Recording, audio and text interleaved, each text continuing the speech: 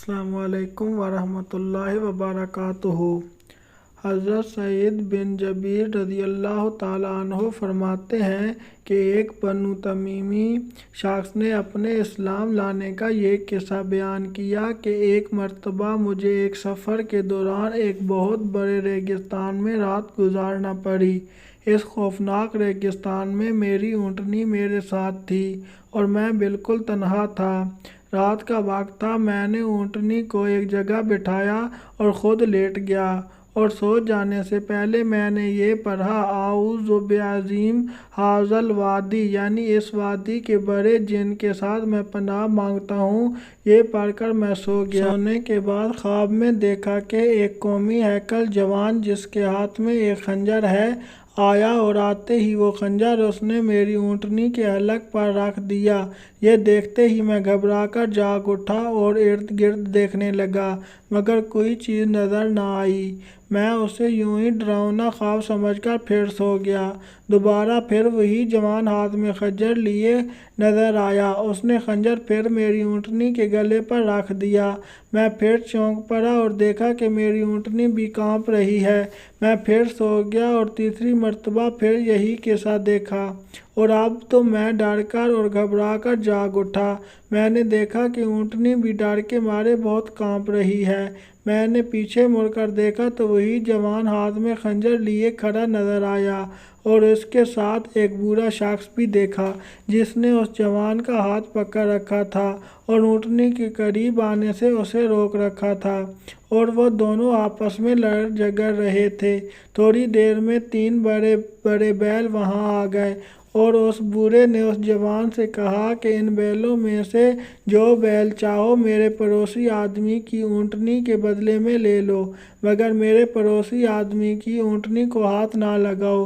چنانچہ وہ جوان آگے بڑھا اور ان بیلوں میں سے ایک بیل اس نے پکڑ لیا اور اسے لے کر وہاں سے چلا گیا۔ پھر وہ بوڑھا شخص مجھ سے مخاطب ہو کر کہنے لگا کہ دیکھو بھائی، اب تم لوگ اس قسم کی ڈراؤنی جگہوں میں کسی جن کے ساتھ پناہ نہ مانگا کرو، اس لیے کہ اب ان کا زور اور ان کا طلسم ٹوٹ چکا ہے۔ اب تم یوں کہا کرو، میں محمد کے رب کے ساتھ پناہ مانگتا ہوں۔ اس وادی کے ہول سے میں نے کہا، یہ محمد صلی اللہ علیہ وآلہ وسلم کون ہیں؟ اس نے بتایا کہ یہ بنی عربی ہیں۔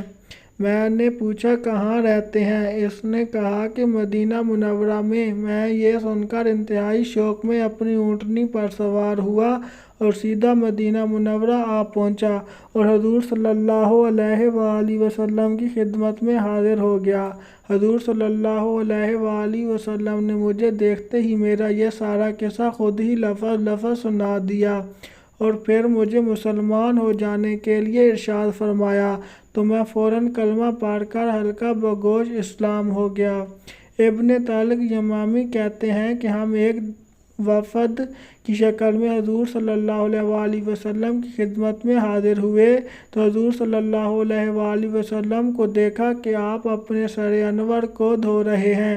حضور صلی اللہ علیہ وآلہ وسلم نے مجھے دیکھ کر فرمایا، بیٹھ جاؤ اور تم بھی سر دھو لو۔ ابن طلق فرماتے ہیں کہ حضور صلی اللہ علیہ وآلہ وسلم کے ارشاد کے مطابق میں نے آپ کے بچے ہوئے پانی سے اپنا سر دھویا اور پھر حضور پر